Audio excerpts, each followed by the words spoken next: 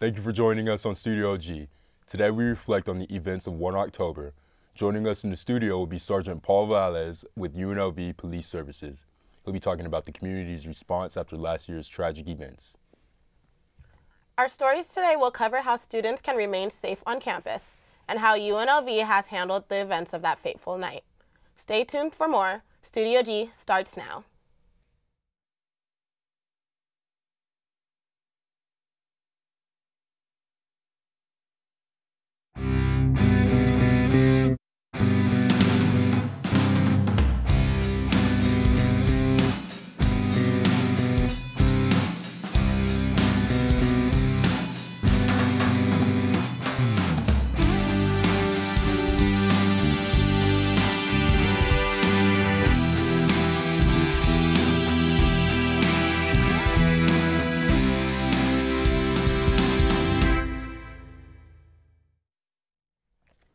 You're back with Studio G. I'm Diva Carter.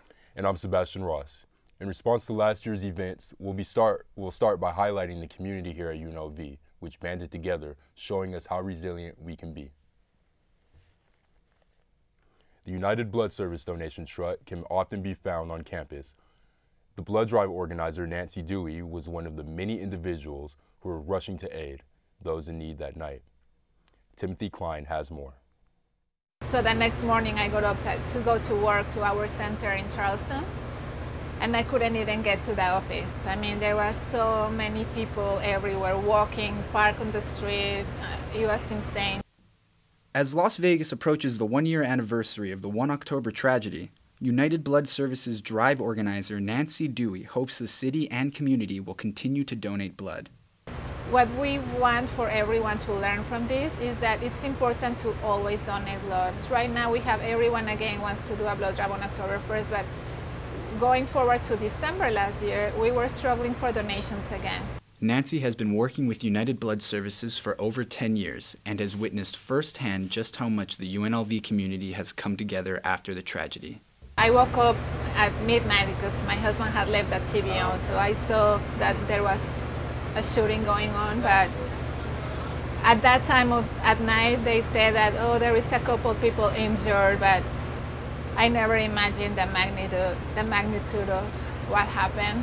I was assigned to UMC, where we have 5 blood mobiles to go around the city, and we had the blood mobiles, the 5 of them at UMC. All across the city, our community came together, and we actually had a blood drive scheduled here that week, I think that Thursday after. Usually we have about 20 to 30 people every time we're here. And that day we signed about 20 people within the first 5 minutes. It was so nice how everyone came together because the food trucks were bringing food for everyone, pre-medical students. They came to help me to organize everything, so it was really nice to see everyone just coming together to help. Please, if you want to become a donor, you want to save lives, do it all the time. Tragedies happen all the time. October 1st was a big lesson and a horrible thing that happened, but we have patients every day at the hospitals. If you would like to donate blood, you can find Nancy and the United Blood Services donation truck at Gym Drive and Free Speech here on campus. For Studio G, I'm Timothy Klein. It's great to see everyone come together when a tough situation like this takes place, and it's important to be prepared if it does. You can make a difference by visiting the blood truck here on campus. People all across the valley were impacted by this shooting, especially students here at school. Stephen Joseph, a student here at UNLV, was near the Strip when he got the news. Studio G caught up with him to see how he feels 1 year later. After the horrific scene displayed last year on October 1, the city of Las Vegas has made many changes. The Strip has implemented new security, the hotels have new rules, and UNLV has even worked to make campus safer. I met with Stevie J to see how he feels about the way the year went. I feel like the things that changed in the community, first and foremost, like I said, it was a tragic event, but it did bring us closer together. I feel that Vegas is not a big city when you live here. It's got that small town feel as it is. As a city, we have come more together. We show more unity, whether it's at a sporting event or just at local events. I feel like we've come together more. The Las Vegas community has been working hard to get through this year. There has been a huge growth in unity, and the Metro Police Department has been advantageous in making this town feel like home again. With all the controversy going on about police brutality, it's important to check in with the people in the Valley about their local officers. I feel like the police responded very, very well. With an event like that, that doesn't happen ever often, especially here. So I feel like they responded very well. I respect all the first responders, all the fire or paramedics that came through, and I don't feel like the vibe towards police officers or law enforcement has changed. I have friends and family that are police officers or part of the law enforcement, so I feel like they do everything they can for the city. The conversation of mental health has spiked over the past year. Students are suffering through depression and having a hard time getting help. An unfortunate event like that, you need to take care of your mental health, and I feel like students on campus, especially us college students, we have a lot going on, so I feel like it's important for us to focus on that as well. The awareness of mental health is developing every single day, and the October 1 shooting really got people talking about it. Stevie J has walked the path necessary to help him spring forward. I'm Diva Carter for UNLV. Back to the studio. It's good to know that everyone is coming together to get through something like this. We'll be back after this commercial break. It's the Rebel and Revolt show. Pretty good show about, just someone who will actually talk about UNLV the way an outsider might feel. We talk about current events, we talk about politics, try to take an offensive swing with it. Sometimes it's hit or miss, and then we talk about, the little things in life that everybody laughs about. And we are the Rebels and we are revolting. My name is Jameson Wilk and I run the Rebel and Revolt show, and you can tune in at therebelhd2.com. You don't get to do an internship, you have to do an internship. It's one of the requirements for a journalism major. You have to do an internship before you can graduate. Definitely having an internship as a requirement really helps push yourself out there and to just remind you that your graduation is coming up soon. You're going to have to need some work experience in your career. So it's really good to put yourself out there early on, and they tend to help students a lot more. So when you do a student internship, it really helps out a lot. Okay. The 1 October shooting left people questioning security within hotels and casinos. Studio G's Arlette Yusuf met with an anonymous source to get the inside scoop. Was a relief center following the October 1 shooting. Visitors were displaced after the tragedy. Hotel lobbies were filled with cots and blankets as people desperately searched for a place to relax and process what had just happened. Security measures on the Strip have tightened up, according to this anonymous source. In concealing the identity of this man, his image and voice will not be used. He explains that all hands were on deck from every department in the immediate aftermath of the shooting. Casino and hotel employees worked around the clock in an effort to try to be of any assistance to the people in distress.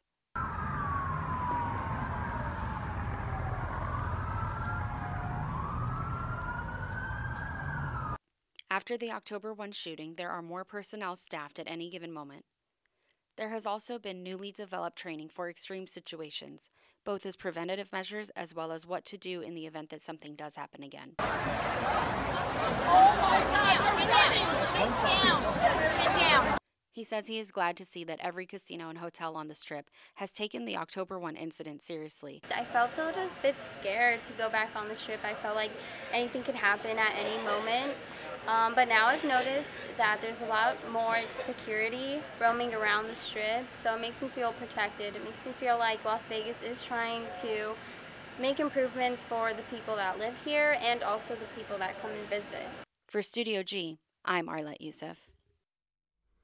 It is an encouraging thing to see that together we know security measures are getting tighter. After the break, we're going to be joined by UNLV Sergeant Paul Velez for a live interview in the studio. Stay tuned. Our Metropolis is a 30-minute show that airs every Tuesday evening at 91.5.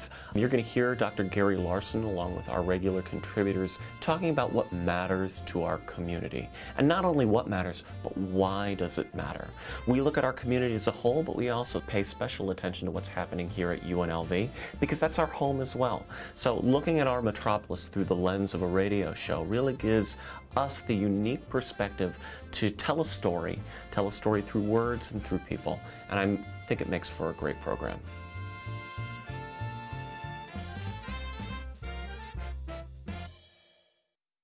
As far as Studio G, at first it looks overwhelming, and at first it looks like it's a lot of work, but I'll tell you what, it's the most beneficial class I've had at UNLV to date, without a doubt. You get to not only develop stories and work on your interviewing skills, your editing skills, and your shooting skills from a camera perspective, you get to work on all the equipment that's in the studio. So you're working on audio, you're working on directing, tech directing, you get to produce your own show. You can take a 30-minute newscast and make it your own. And that's really cool about Studio G. Like I said, a lot of it seems overwhelming at first, but it is by far the best class I've taken at UNLV since I've been here.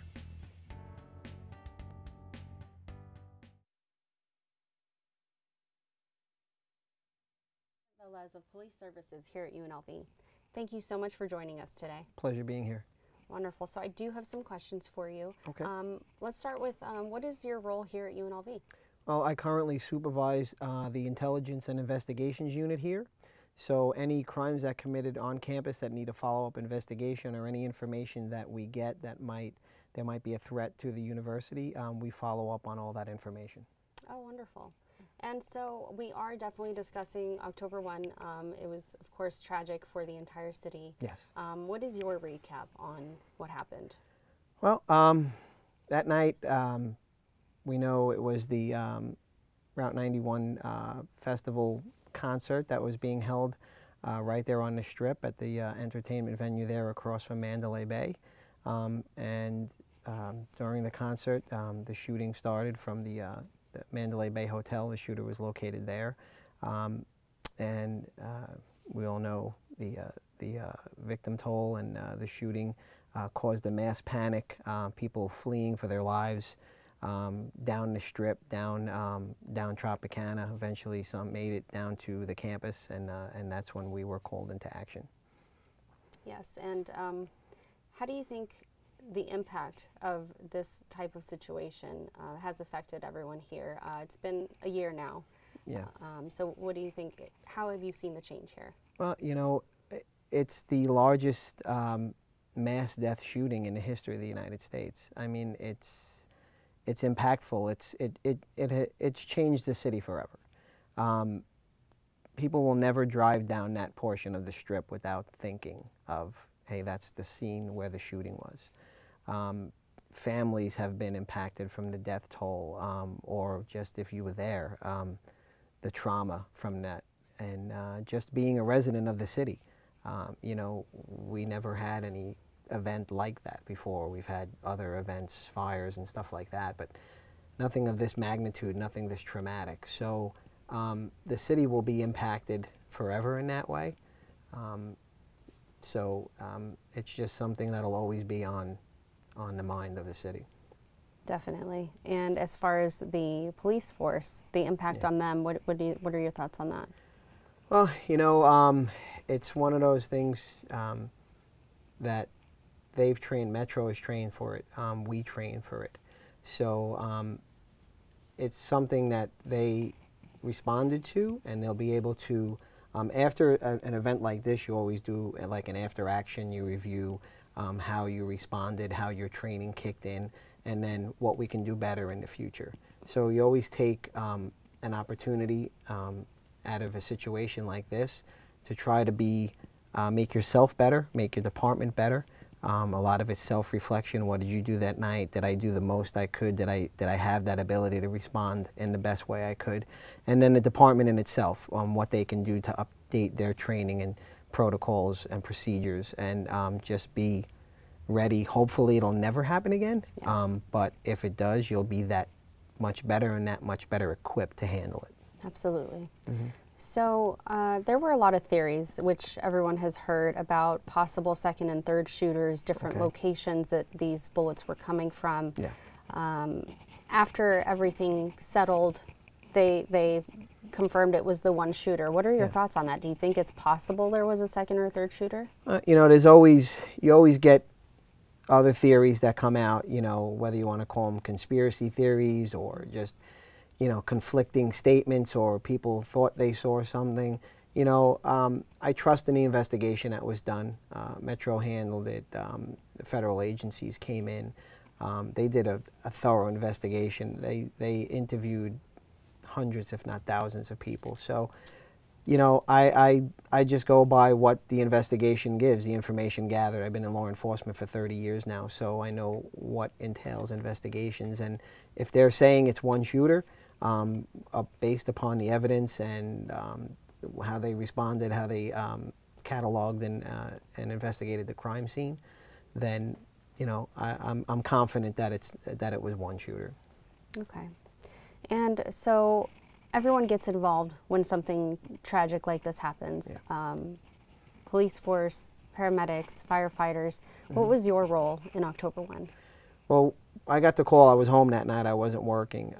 And I was told that Metro contacted our department and requested that we open up the Thomas and Mack Center. Our special events lieutenant, Lieutenant Newman, got the call directly and said, hey, we have you know, hundreds, thousands of people that need to be sheltered or need some sort of aid.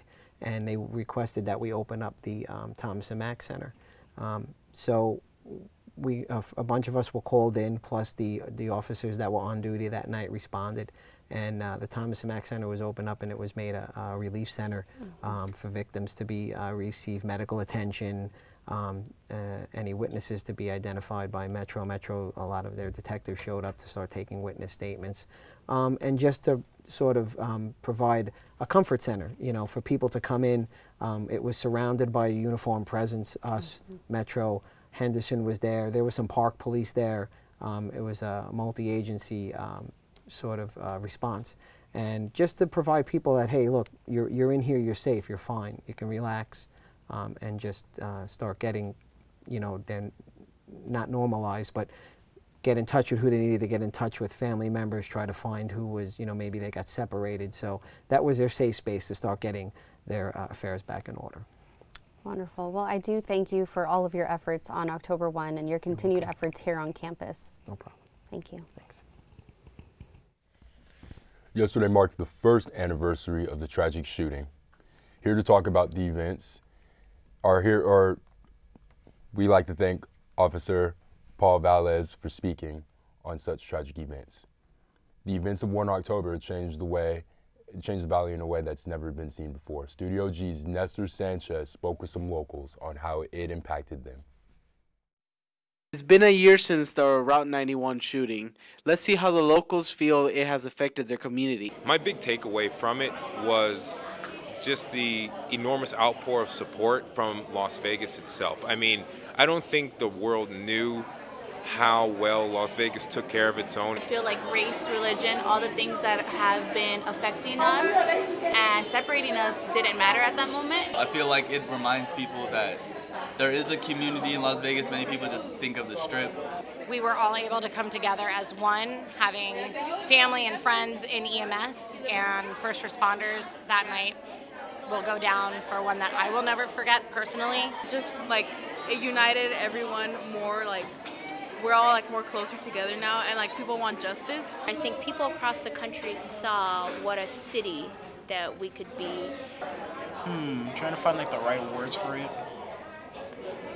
Like it made Vegas like I think more aware of how bad their security was before October 1st. The October 1st event affected the community, in my opinion, pretty strongly. It was a real strengthening event, to say the least. It brought a lot of people together, which hasn't really been seen a lot here in the city of Las Vegas. For Studio G, I'm Nestor Sanchez. From those events, Las Vegas has become a closer community, and through our thoughts and healing, we're becoming Vegas strong. Recently on campus, the Vegas Hope and Alive UNLV clubs came together to host a night of hope in remembrance of the mass shooting. Timothy Klein brings you more. Tonight is really what our group is all about. We want to bring hope and help to people. Night of Hope is an event held by Vegas Hope and Alive UNLV meant to bring the community together in light of the first anniversary of the 1 October shooting. It's really about the timing. We wanted to be close to October 1st because of the tragedy that happened here in Las Vegas. We want to be able to meet people where they're at, to help them, again, to offer hope in time of hurt. We want to invite people in. We have the art, we have the free food, we have getting to know new people. You know, we really want to build up community and encourage community so that we can be there for each other when stuff like this happens. Tim believes that hosting events such as Night of Hope allows the community to unite and heal.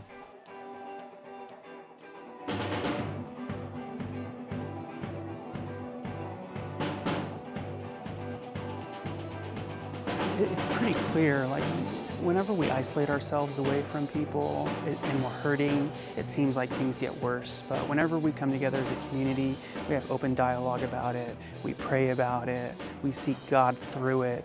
So we believe that those things are true, and when it is lived out in our lives, and other people's lives will be affected, and that is what community is. If anybody's lived any amount of time, you're gonna see that life can be hard sometimes, and that we need each other to help through those times. If you would like more information on involvement with Alive UNLV, you may contact them at their Facebook page at Alive UNLV. For Studio G, I'm Timothy Klein. Thank you to Hope and Alive for bringing the community together. We will be right back after the break. My goal is to be an on-air personality, and that's what my career is. It feels really incredible because I've been wanting to do something like this for my whole entire life since I was little. I mean, it's an opportunity to express myself, get my voice out in public, and get heard for things that I feel strongly about. This station helped me out a lot, gave me a lot of information I didn't know about a radio station in general. It was really easy to get a show here. I took the classes and did the shadowing. They give you a lot of freedom to do what you like, and I feel like there's a lot of support in places you can get answers to. It's just an incredible experience because I could take what I learned here and I could turn it into something more.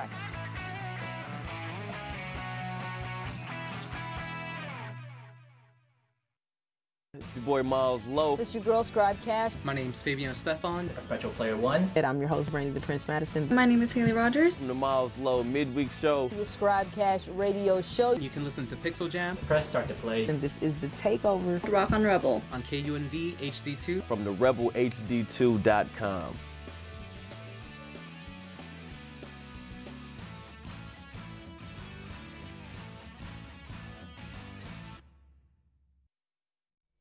Hospitals all across the valley were impacted by the 1 October tragedy. Studio G reached out to UMC to get their take on what happened that night. Danita Cohen, Chief Experience Officer for UMC, says the Trauma Center and Emergency Department are always prepared if something like this were to occur. Every patient that was taken care of at the hospital is now home with their families and recovering.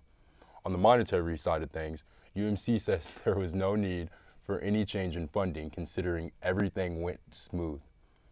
Thank you to the first responders that kept the Las Vegas community safe.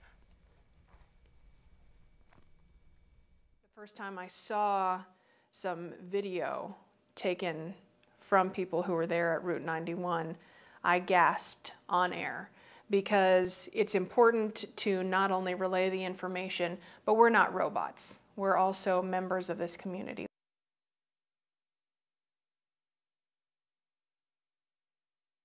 I remember thinking to myself, this is not the night we're going to make mistakes. I will not relay bad information. It's too important because during emergency events, we still see people tune in to us, and that's a responsibility I don't take lightly. Is this what I'm reading? The journalist? Overlooked. Studio G spoke with Fox 5's Christine Medella about the emotions associated with that night.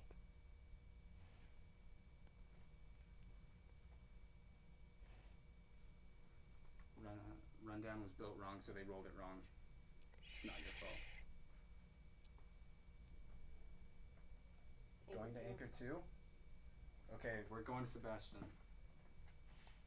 What is he reading? Shut up. They're complaining at each other. Thank you for sticking with us. Right now we're dealing with some technical difficulties, but during this moment, during this moment, I think it's important just to realize that so many different types of people, so many groups of people were impacted by such tragic events, and it really brought the community together in a way that I haven't seen really since September 11th. So I think the entire Valley should be commended for just the resiliency that they displayed in the time of need. But moving on, Arafat Hussein speaks with Las Vegas locals on their thoughts regarding 1 October. Here's the story.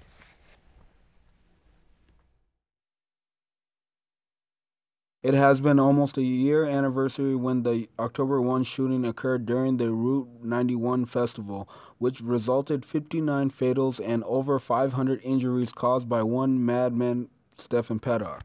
Definitely a very scary event.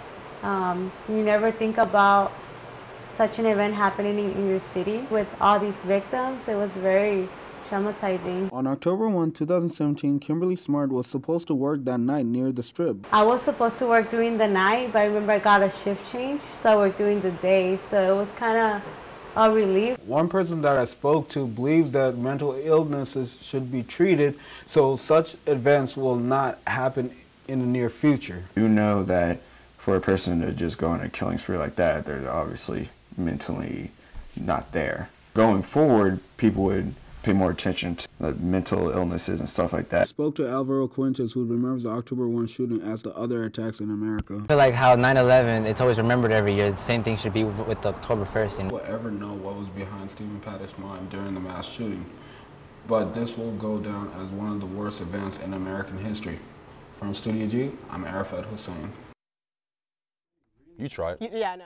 No, it's... The events of October 1 clearly stay in the minds and hearts of Las Vegas residents, and together, we stay Vegas strong. Hurricane Rosa is bringing moisture to the southwest, but how will that impact the valley this week? Studio G's weatherman, Tim Klein, tells us what we can possibly expect. How's it going, Rebels? Welcome to the first weather forecast of Studio G. So today what we're looking at is an average of 79 degrees. You're going to have an 85 degrees as a high and a 67 as a low. Weather today is going to be a little overcast. You might see a little drizzling later on. Let me switch it over to the weekly forecast over here. You can see on Tuesday we're going to have scattered showers, which is today. It's coming up. And tomorrow you're going to be expecting some thunderstorms. You might see some of that happening tonight as well. But throughout the rest of the week, you're going to pick it up with the sun. It's going to be less cloudy, and we're looking at about 80, 82 degrees as the high, and we're going to stick to the 60s, lower 60s as low. Bring that over. Okay.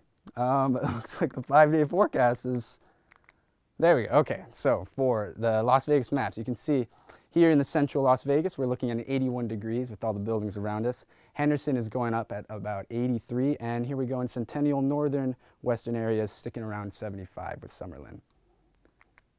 All right, and here on our beautiful campus, it's going to be an average of 81 degrees today, and the visibility is for about 10 miles. And if you look here, winds are about 7 miles per hour. It's picking up a little bit as opposed to last week. And the humidity is going to be 54, so expect it to be a little toasty in terms of moisturizer out there. And tonight we're looking at 78 degrees. Humidity is going to be 61, picking up a little bit. You're going to be seeing that rain. So back to Diva and Sebastian at the anchor desk. Thanks, Tim. Join the Barrick Museum on UNLV for an interactive art installation called Who Are We and How Do We Heal From Here from 7:30 to 9:30 tonight. So, I mean, where were you at when you heard the news last year? Where was I? I was actually in bed. You know what? Yeah, I was in bed and I heard it all over Twitter and I was like, there's no way. So I went and actually looked at the police scanners online and I was listening to those and they were just, to me personally, it sounded like a lot of craziness, a lot of controversy. I still don't know what I believe, But after talking to, Officer Velez today, I think I have a little bit more clarity. Well, we definitely want to keep our thoughts and our prayers with all the families that were impacted by this tragedy. So from everybody at Studio G, we're thinking of you. And thank you for joining us today on remembering the first anniversary of 1 October. Join us again tomorrow for more news.